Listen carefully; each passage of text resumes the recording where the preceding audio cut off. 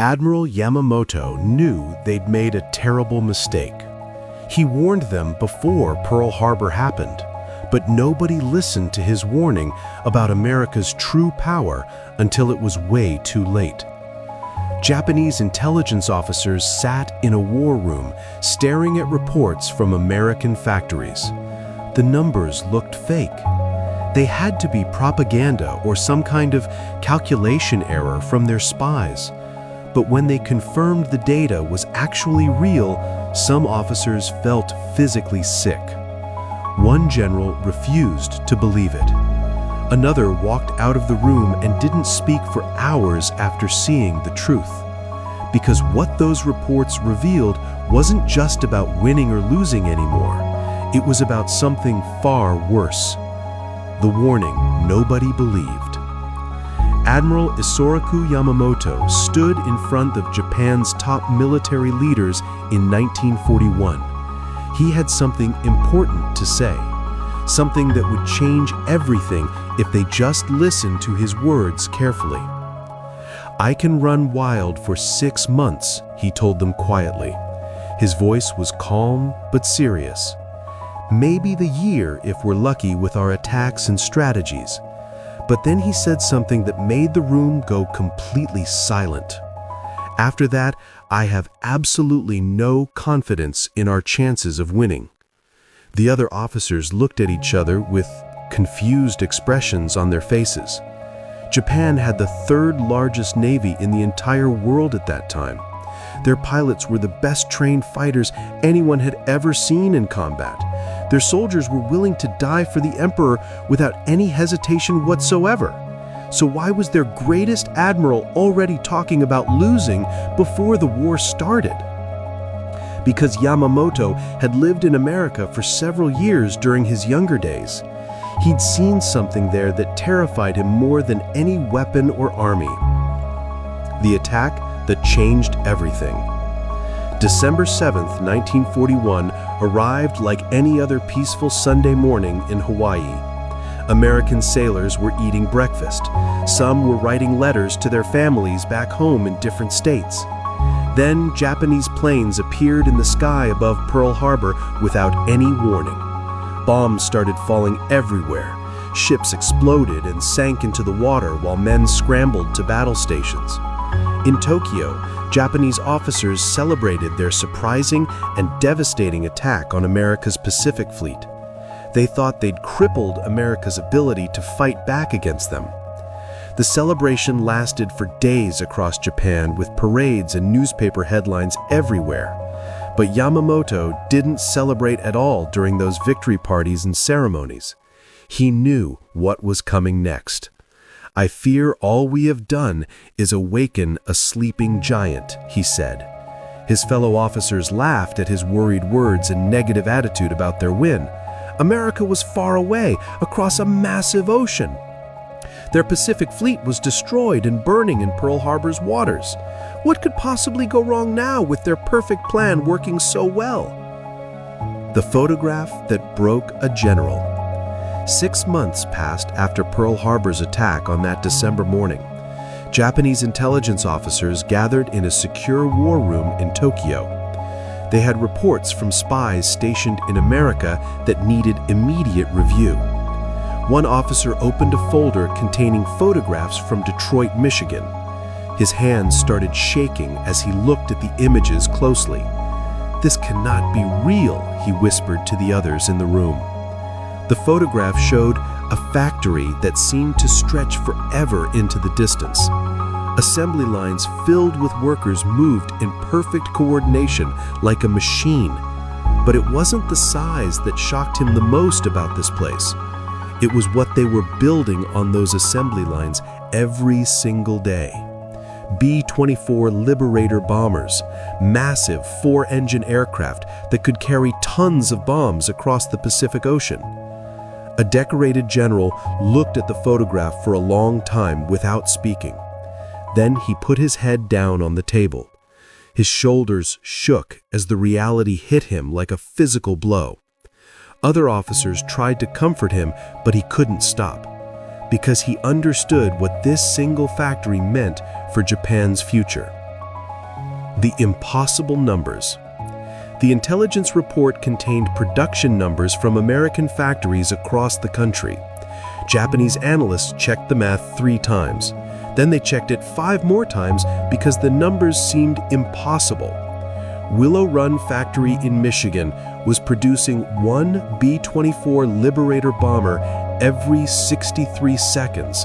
Not every day or every week, every single minute during their work shifts without stopping for anything.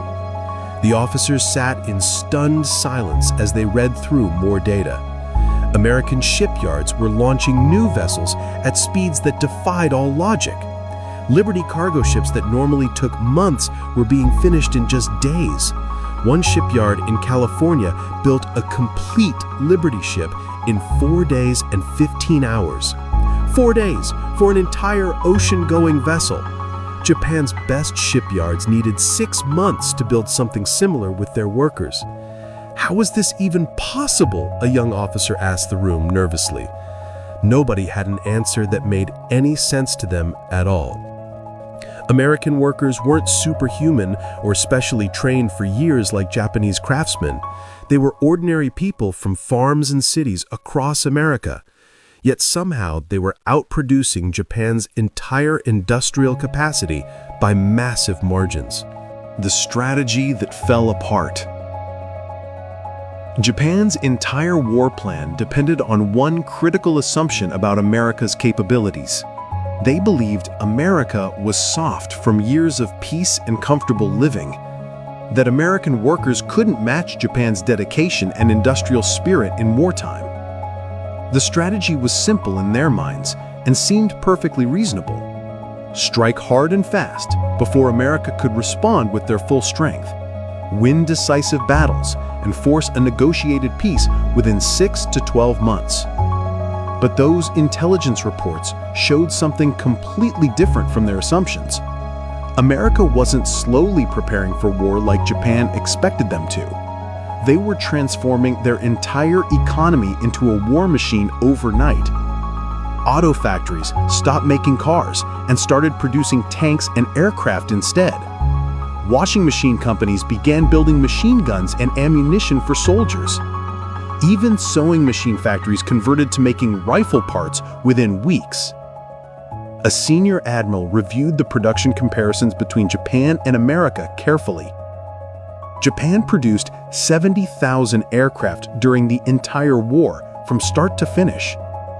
America would produce over 300,000 aircraft in the same time period. The admiral's face went pale as he read those numbers. The sentence that changed everything. The intelligence officers reached the final page of their detailed report from America. Everyone in the room had been quiet for almost an hour. The weight of what they'd learned pressed down on them like heavy stones. At the bottom of the last page was a single sentence. It was written in red ink to draw attention and emphasize its importance. One officer read it out loud so everyone could hear the words clearly. American industrial production now exceeds the combined output of all Axis powers. The room went completely silent after he finished reading that devastating sentence. Not just matching Japan's production or even doubling it with their resources, America alone was outproducing Germany, Italy, and Japan combined with room to spare. An older officer who'd fought in previous wars stood up slowly. He bowed to the others and walked out without saying anything. Nobody tried to stop him or ask where he was going. They all understood what he was feeling in that terrible moment. The war wasn't going to last 6 months like Yamamoto predicted before. It was already over, and they'd just been too blind to see it. Japan had awakened something they couldn't possibly fight against or defeat. The reality nobody wanted to face. Japanese High Command held an emergency meeting to discuss the intelligence reports. Senior officers from every branch of military service attended this crucial gathering. The mood was dark and heavy with unspoken fears about their future. "We must inform the emperor," one general said to the assembled officers. Others shook their heads in disagreement with his suggestion immediately. "And tell him what exactly?" another officer asked with frustration in his voice. How could they explain that Japan's industrial capacity was completely inadequate for this war? That every ship they sank would be replaced by 10 more American ships. Every plane they shot down would be replaced by 20 more American aircraft. The mathematics of the situation were brutal and completely unavoidable for them. Japan was producing about 8 million tons of steel annually during the war. America was producing 90 million tons of steel every year during the same time period. Officers who'd been confident about victory just months earlier now sat defeated. They'd won battles at sea and on islands across the Pacific theater, but they were losing the war in American factories they'd never even seen. Victory required more than courage and fighting spirit from brave soldiers. The truth Yamamoto knew all along. Admiral Yamamoto sat alone in his office reviewing the reports everyone else saw. He felt no satisfaction about being right with his predictions before the war, only sadness for the suffering that would come to Japan in the following years. He'd tried to warn them about America's industrial might from the very beginning. He'd seen the factories and visited the cities during his time there. He watched highways filled with cars and stores filled with products everywhere. America had something Japan could never match, no matter how hard they tried. Not just factories or resources from their vast territory across the continent, but a system that turned ordinary citizens into productive workers almost overnight. Women joined the workforce by the millions when men went to fight overseas. Rosie the Riveter became a symbol of American industrial power during wartime. People worked extra shifts and bought war bonds to support the effort. Yamamoto closed the report and looked out his window at Tokyo below. He knew Japan would fight bravely until the very end, with honor. But the outcome was already decided in those American factories far away. The sleeping giant was fully awake now, and there was no stopping it. Japanese High Command's reaction to American industrial capacity revealed their greatest strategic miscalculation of World War II. Japan's leadership never understood America's manufacturing power until intelligence reports exposed the truth. Their response to U.S. factory production showed how American factories were winning World War II before major battles even began. This Japanese strategic miscalculation about American war production cost them everything. Admiral Yamamoto's warning proved tragically correct as Japan's wartime leadership watched industrial superiority decide the Pacific War's outcome.